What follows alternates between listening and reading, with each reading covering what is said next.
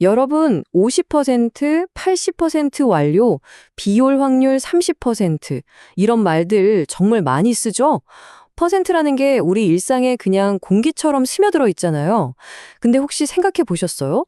이 익숙한 단어가 사실은 세상을 측정하고 예측하고 심지어 우리를 설득하는 아주 강력한 도구라는 걸요? 오늘 이 시간에는요, 단순한 숫자를 넘어서 퍼센트가 가진 진짜 힘, 그 깊은 뉘앙스를 한번 제대로 파헤쳐 보겠습니다. 가만히 생각해보면 이거 정말 신기하지 않나요? 우리가 쇼핑할 때 보는 할인율, 또 회사에서 프로젝트가 얼마나 진행됐는지 말하는 진척도, 그리고 내일 비가 올지 안 올지 알려주는 확률까지. 와, 이렇게 전혀 다른 것들을 퍼센트라는 딱 하나의 기준으로 아주 깔끔하게 이해할 수 있다는 거잖아요. 바로 이게 퍼센트가 가진 놀라운 힘의 시작입니다. 자, 그럼 이 강력한 도구, 퍼센트의 가장 기본부터 한번 차근차근 짚어보죠. 첫 번째 파트에서는요, 퍼센트의 핵심 개념, 바로 모든 것을 100이라는 기준으로 통일해서 본다는 게 대체 무슨 의미인지 알아보겠습니다. 이 퍼센트라는 단어의 어원을 보면 그 본질이 딱 보입니다. 라틴어로 100당이라는 뜻을 가진 percentum에서 왔거든요. 이게 무슨 말이냐면요. 예를 들어 사과 3개랑 자동차 5대. 이건 뭐 직접 비교할 수가 없잖아요. 하지만 퍼센트라는 공통의 잣대를 딱 갖다 대면 뭐든지 비교 가능한 상태로 만들 수 있다는 거죠. 덕분에 우리는 복잡한 데이터도 한눈에 딱 파악할 수 있게 되는 거고요. 우리가 평소에 좀 헷갈리는 단어들이 있잖아요. 뭐 ratio, proportion, rate 같은 것들이요. 자, 이 표를 보시면 그 차이가 아주 명확해질 겁니다. 다른 단어들은 그냥 두 숫자의 관계, 예를 들면 A 대 B라던가 전체에서 부분이 차지하는 크기 정도를 보여주거든요. 근데 퍼센트는 달라요. 항상 전체를 100으로 만들었을 때 그중 얼마인가를 알려준다는 절대적인 기준이 딱 있는 거죠. 바로 이 점이 퍼센트를 아주 특별하고 유용하게 만드는 핵심입니다. 자, 그럼 이 100을 기준으로 본다는 개념이 실제 현장에서는 과연 어떻게 쓰이는지 한번 볼까요?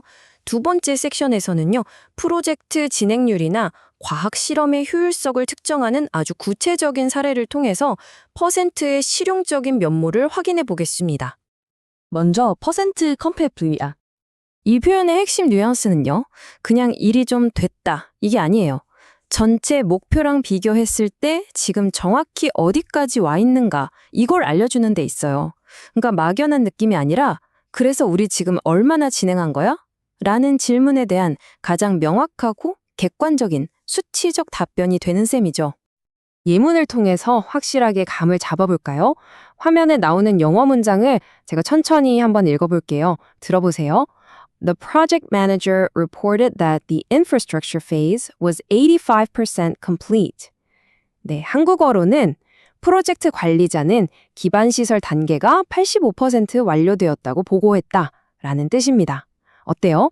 이렇게 진행률을 아주 명확하게 전달할 수 있죠. 다음은 percent yield. 이번에는 과학, 특히 화학 분야에서 정말 중요하게 쓰이는 개념, 퍼센트 yield를 알아볼게요. 이건요, 그냥 결과물이 얼마나 나왔냐가 아니에요. 그 과정의 효율성을 측정하는 핵심 지표입니다. 무슨 말이냐면 이론상으로는 100을 얻을 수 있었는데 실제로는 얼마를 얻었는지를 비교하는 거죠. 그래서 그 실험 과정이 과연 얼마나 성공적이었는지 평가하는 아주 중요한 잣대가 됩니다. 자, 예문을 같이 한번 볼게요. 화면 보시면서 천천히 한번 따라 읽어보셔도 좋습니다. The goal of the experiment was to maximize the percent yield of the desired compound. 이 문장은 그 실험의 목표는 원하는 화합물의 백분율 수득률을 극대화하는 것이었다 라는 의미입니다. 과학적인 목표를 정말 정확하게 표현하는 말이죠. 좋습니다. 이제 세 번째 섹션으로 넘어가 볼까요? 여기서는 퍼센트가 어떻게 불확실한 미래를 숫자로 보여주고 또 복잡한 금융 비용을 이해하는 데 도움을 주는지 알아보겠습니다. 먼저 살펴볼 표현은 percent chance입니다. 자, percent chance. 이건 우리 삶에서 불확실성을 다루는 언어라고 할 수 있어요. 예를 들어, 어쩌면 내일 비가 올지도 몰라 같은 이런 막연한 가능성을 비올 확률 60%처럼 아주 구체적인 숫자로 바꿔주는 거죠. 덕분에 우리는 위험을 미리 예측하고 더 나은 결정을 내릴 수 있게 되는 거고요. 이건 우리한테 정말 익숙한 예문이죠.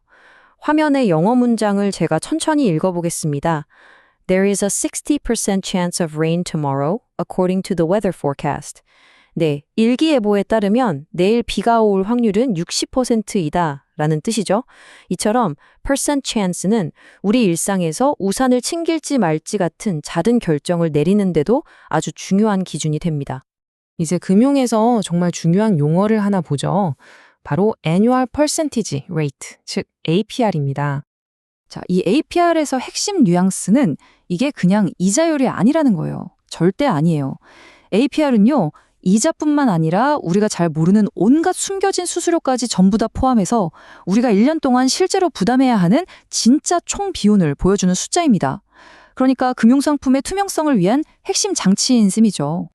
이 예문은 우리 모두가 꼭 기억해둬야 할 내용입니다. 천천히 한번 읽어보죠. Consumers should compare the annual percentage rate APR carefully before signing a loan agreement. 즉, 소비자들은 대출 계약에 서명하기 전에 연간 백분율 이율 APR을 신중하게 비교해야 한다라는 뜻입니다. 맞습니다. 이 APR을 제대로 이해하는 것, 이게 바로 현명한 금융생활의 첫걸음이라고 할 수 있습니다.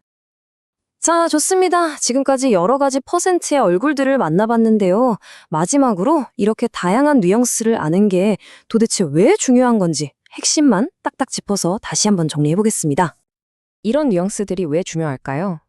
첫째, 우리는 percent complete나 percent yield 같은 표현을 통해 진행 상황과 효율성을 감정이 아니라 객관적인 데이터로 평가할 수 있게 됩니다.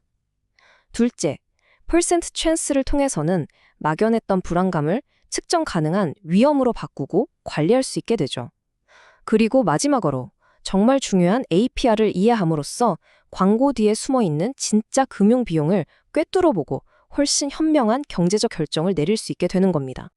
오늘 함께 살펴본 내용들을 통해서 이제 퍼센트는 여러분에게 더 이상 그냥 단순한 숫자가 아닐 겁니다. 세상을 훨씬 더 분석적으로 바라보고 정보의 이면을 꿰뚫어 볼 수 있는 아주 강력한 렌즈가 된 거죠.